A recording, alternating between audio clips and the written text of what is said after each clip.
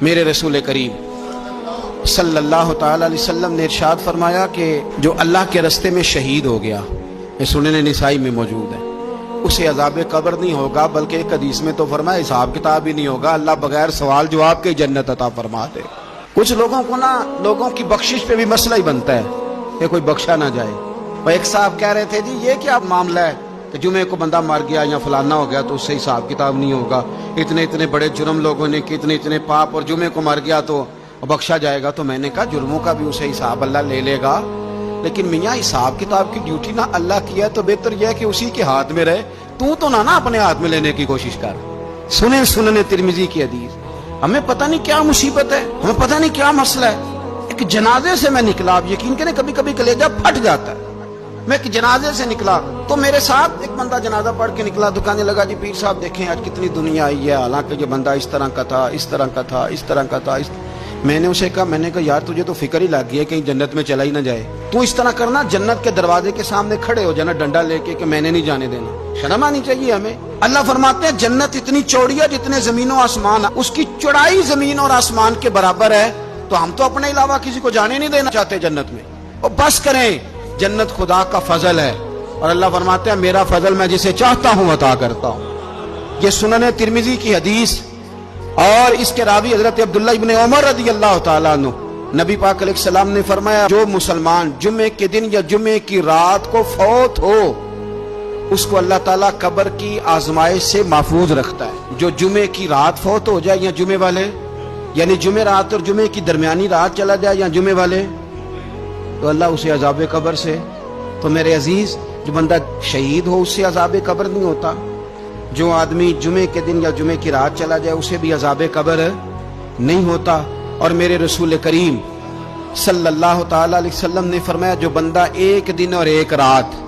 یہ حدیث صحیح مسلم میں، سنن ترمذی میں، مصنف عبد الرزاق میں موجود ہے، ایک دن اور ایک رات اللہ کی رضا کے لیے اسلامی سرحد پہ پہرا دے۔ میں اور آپ سوئے ہوئے ہیں، لیکن وہ لوگ جو فوجی بارڈروں پہ کھڑے ہیں، دیکھو مدینے والے محبوب کس کس پہ کرم فرماتے ہیں۔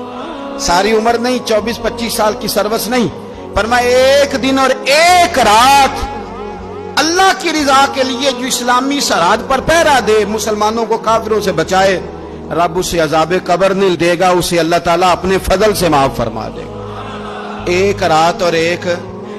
آپ کیا سمجھتے ہیں کہ ان فوجیوں کی کوئی چھوٹی شان ہے؟ ان کا کوئی چھوٹا مرتبہ ہے؟ ایک دن اور ایک رات اگر یہ پہرا دیں تو اللہ انہیں اتنا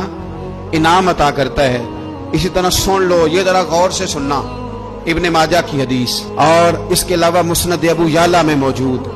حدیث کے راوی حضرت ابو ہریرہ رضی اللہ تعالی عنہ، حضور صلی اللہ تعالی علیہ وسلم نے فرمایا جو شخص بیماری سے فوت ہوا، قربان جاؤں میرے محبوب نے بیماری کا نام ہی نہیں لیا، فرمایا کوئی بھی بیماری ہو، فرمایا جو آدمی بیماری سے فوت ہوا اللہ اسے شہادت کی موت عطا فرمائے گا، اور وہ عذاب قبر سے اور قبر کے امتحان سے بھی محفوظ رہے گا، اور حضور فرماتے ہیں اس کو صبح اور شام جنت کے باغوں میں سے رزق دیا جائے گا۔ جو کسی بھی بیماری سے مرا، یہ لوگ بیماری سے مر رہے ہیں تو لوگوں نے اچھوت سمجھ رہے ہیں، اچھوت، یہ اچھوت نہیں ہے، اس لیے کہ لوارث نہیں، یہ خدا رسول کے ماننے والے ہیں،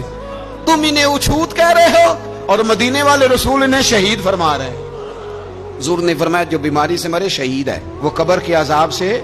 محفوظ رہے گا اور جنت کے باغوں میں سے اللہ رزق دے گا۔ لوگ کہتے ہیں دیکھو جی بڑا تانگ ہو کے دنیا سے گیا ہے، تو اس بندے کو بھی عذاب قبر نہیں ہوتا۔ اسی طرح جو بندہ سورہ ملک پڑھتا ہے، سنن ترمذی میں حضرت ابن عباس سے روایت ہے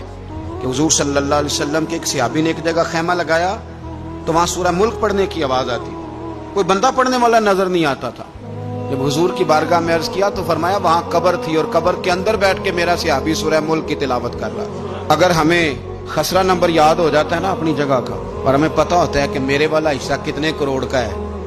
اگر ساری کہانیاں ہمیں یاد ہوتی ہیں تو سورہ ملک بھی ہمیں یاد ہو سکتی ہے۔ موبائل پہ اس کو ریکارڈ کر لیں، پھر اس کو سنیں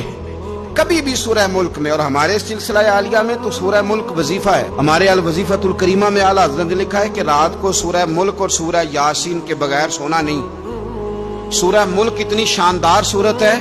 کہ نبی پاک صلی اللہ علیہ وسلم نے فرمایا یہ قیامت کے دن اللہ کی بارگاہ